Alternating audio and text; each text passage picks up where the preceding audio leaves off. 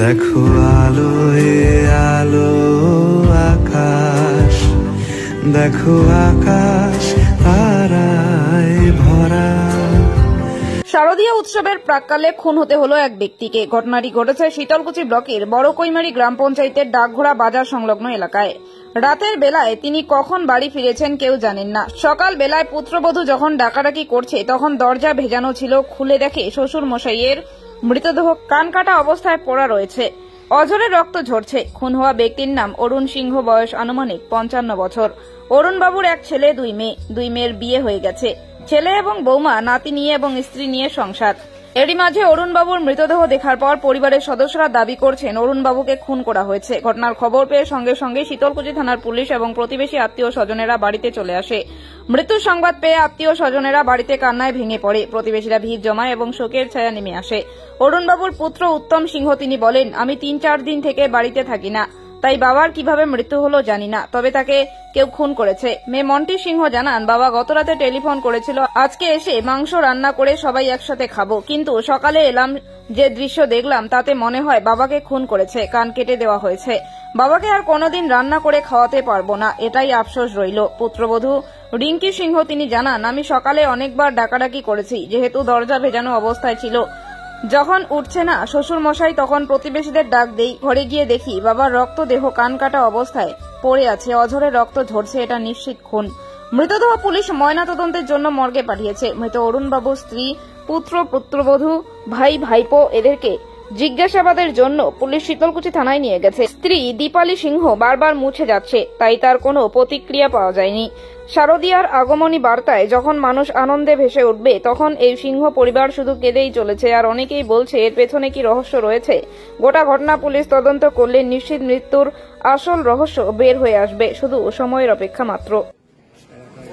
দিদি, কি শুনলেন এই বিষয়টা? আমরা তো দেখতে আসলাম, আমরা তো জানি না, আমরা মারা গেছে সেটা দেখতে আসলাম। হ্যাঁ, দেখতে আসলাম। কোথা থেকে আসলেন?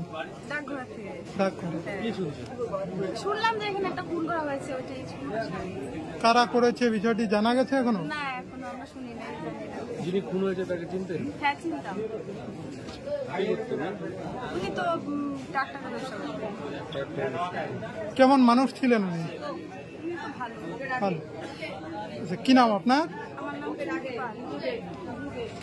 আমাদের এখন আমাদের নিকটতম আত্মীয়। আমরা বাড়িতে খবর পাওয়ার পরে পরে আমরা ঘরে গিয়ে দেখলাম এই অবস্থা কিংবা কারা ওকে, মানে আমার যেটা আইডিয়া আর কি, ওনাকে খুন করছে। বাড়িতে তখন অনেক লোকজন ছিল। মানে সকালবেলা কি দেখেন যে না, সকালবেলা ওনার ছেলের বউ দরজাটা, যে ঘরে উনি আছে দরজাটা চাপানো ছিল। তারপরে ওনার প্রতিদিন সকালবেলা ভোরবেলা উঠে উনি কি চাইছেন তাহলে? হ্যাঁ, কি চাইছেন? আমরা এখন তদন্ত যাবো, আমরা পুলিশকে কিছু থানার পুলিশকে আমরা সে তদন্ত করার জন্য আমরা বলবো। সন্দেহ হয় কারণ? হ্যাঁ, সন্দেহ হয় না, আমার তো কাউকে আমি কি সন্দেহ করবো? এখন কাউকে সন্দেহ করার মতো এই মুহূর্তে আমার সেই ভাষা নাই। কিভাবে মার্ডারটা হলো এটা আপনার জানেন? না, আমরা তো পরে আসছি। আমাদের যদিও নিকটতম মারতে, কিন্তু আমাদের বাড়ি একটু দূরে। আমার বিয়ে মশাই। আপনার বিয়ে মশাই? হ্যাঁ, আপন বিয়ে মশাই, আমার বড়দার শালা। আমার বড়দাকে মেজদার শালা। আপনার নামটা কি? আমার নাম রতন চন্দ্র সিংহ। এই জায়গাটার নাম কি? এইটার নাম হচ্ছে, এইটা মৌজার নাম হচ্ছে বড় কৈমারি, ডাকঘোড়ার পাশে। বড় কৈমারি, ডাকঘোড়া বড় কৈমারি। অনেক পরে আসছি। আচ্ছা, দেখলাম বডিটা এই অবস্থায়। বডিটা কি অবস্থায় রয়েছে? কাজ হয়ে আছে, ডান পাশে কাজ হয়ে আছে, কানের মধ্যে মারছে। কানের মধ্যে?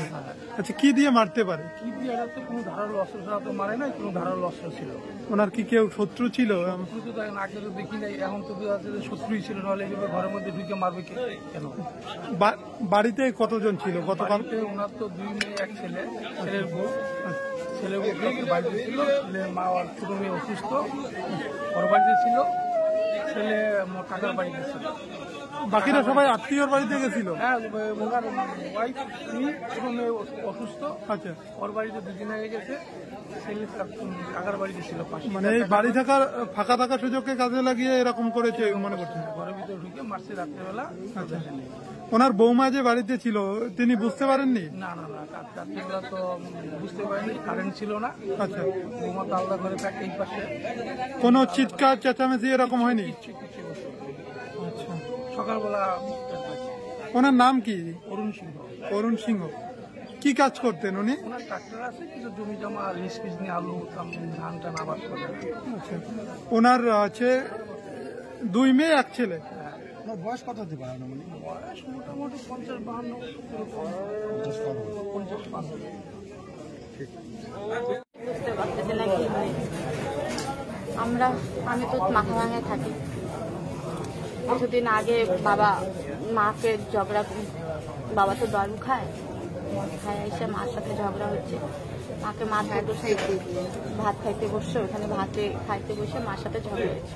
তারপরে ওই দিনও আমি ছিলাম না, আমার ভাই বাবা মারতে নিচে, তো ভাই যায় সামনে দাঁড়াইছে, তো ভাইকেও এরকম করছে, তো মাইরে সবাইকে না। আর সারা আমাদের যেহেতু গাড়ি আছে, বাবা কাঠের বিজনেস করে, লোকজন আসা যাওয়া চলতেই থাকে, টাকা পয়সারও লেনদেন করে, কারোর সাথে কোনো লেনদেন বিষয় সেই সবও বিষয় জানি না। মানে আজকে কি দেখলেন সকালবেলায়? আমি তো এসে শুধু ঢুকতাম, আমাকে তো কাউ ঢুকতে দিল না, শুধু দেখলাম যে কানটা কাটা বাজছে, আর আমি আর কিছুই দেখতে পাইনি, আর কিছুই দেখতে পাইনি। আমাকে আর কেউ ঢুকতেই দিল না, দেখতেও দিল না, আমাকে ওখান থেকেই ঘোরা দিল। তো এরকম নৃশংসভাবে আমার বাবাকে মারা এত সহজ না। আমার নাম মানকি সিং। হ্যাঁ, আমি ছোট মেয়ে, আমার দিদি আছে, আমার ভাই, আমি মেয়ে।